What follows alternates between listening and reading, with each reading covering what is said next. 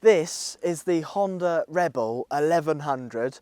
I've just picked it up from Honda and I've just dropped off the Honda CL500, which, judging by the comments section on my review, all of you seem to absolutely hate that bike. And it's not my cup of tea either, to be honest. The only thing I miss about it will be the heated grips.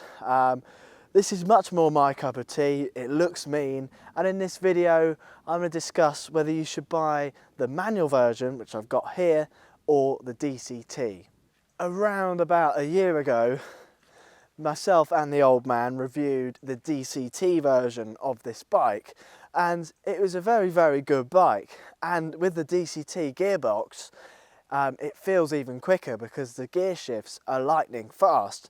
This one I've got here is the manual version, and for me, I prefer the manual because I like to be involved in the ride and feel like I'm in control of the machine, and being able to pull the clutch in and go up and down the gears with your left foot is much more involving. With the DCT version, you've got a minus and a plus button on either side of the handlebars, so you can change the gear yourself manually that way, or you can let the bike do it itself. But even so, with the button, you're not as involved as actually pulling the clutch in and going up and down the gears with your foot. So for me, I prefer that, and I like a more characterful gearbox. This gearbox has got a bit of character, nice clunks, but it's a modern feeling gearbox anyway, but I still preferred it, and I'll go into some more reasons as to why.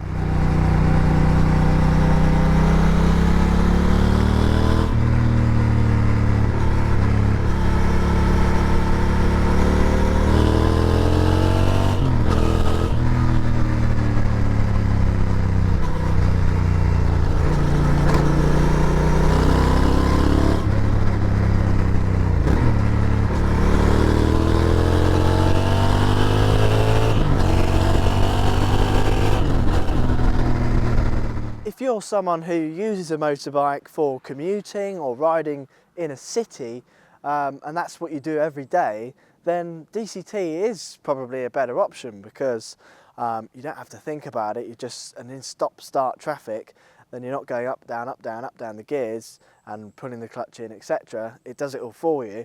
So DCT in that situation would be better. And if you want to go as fast as possible and go up and down the gears very quickly, a double clutch transmission is going to do that much more efficiently than you could do yourself.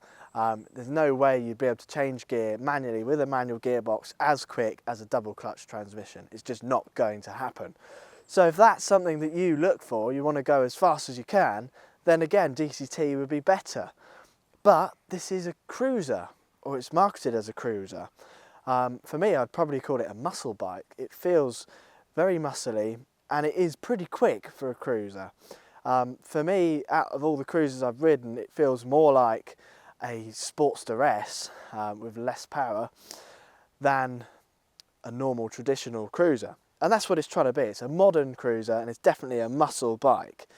When it comes to downshifting, the DCT will blip the throttle on the downshift to rev match the gear below, and it does it very efficiently. And that's something I like to do manually when I'm riding a manual gearbox bike, is blip the throttle and match the gear below. And that's again part of that rider involvement, which I really love. And it's the same with a car, for example. I mean, my car that I own, a BMW 2 Series M235i, has a 8-speed ZF 8-speed, which is actually not double clutch, but it's as quick as one, or almost as quick as one. It's a very efficient gearbox, and it blips the throttle on the downshift, and it's very quick, quicker than you'd be able to do it manually, and that's great for commuting. But it's less involving when you get on the back lanes and you want to be involved in the ride or the drive.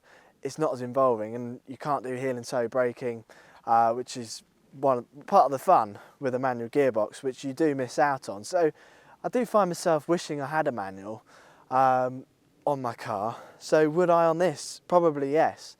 But it depends what kind of rider you are, and if you enjoy blipping the throttle, then like me, you would probably miss it as well if you had the DCT.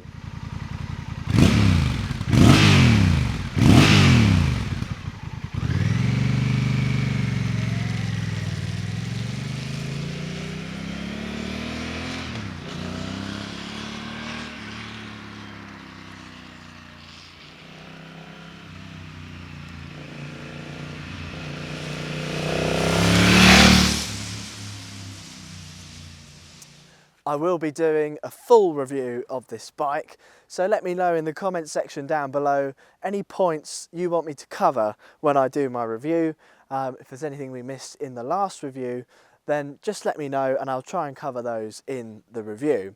After I picked this bike up and rode to this location, I drove past a primary school through a village, and there was some children by the fence and they all were waving.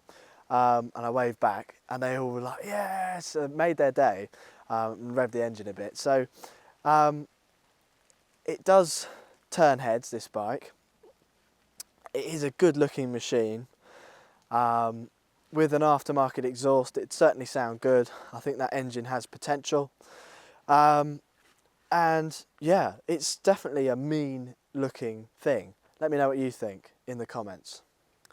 The Rebel is clearly a popular bike, both the 500 and the 1100.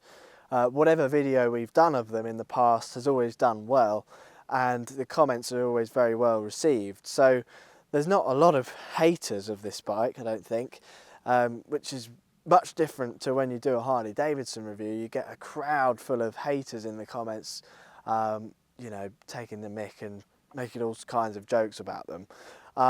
And I find that most of the people who make these comments haven't ridden a Harley ever, so they're just purely just spreading rumours and carrying on the tradition of hating against Harleys. And I like all kinds of bikes, and I've not got a prejudice for any sort of bike really. I sort of put myself in the shoes of the kind of person who'd ride it, and I don't understand this sort of hating other riders. It'd be much nicer if we could all get on and just appreciate that we're on two wheels, because we're a dying breed, and I think we need to get more people in and create a more friendly community. No matter what you ride, we should all be accepted.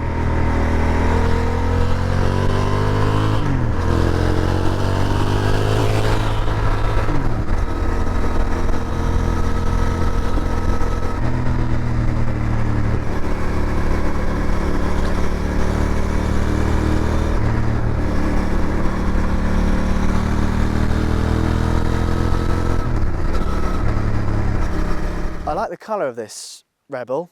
This grey colour is nice and mean, it's dark, and it's nice to have something that's not black, because I mean everyone's got a black bike these days, and it's nice to have something a little bit different but still maintain that mean looking machine, which this does really nicely.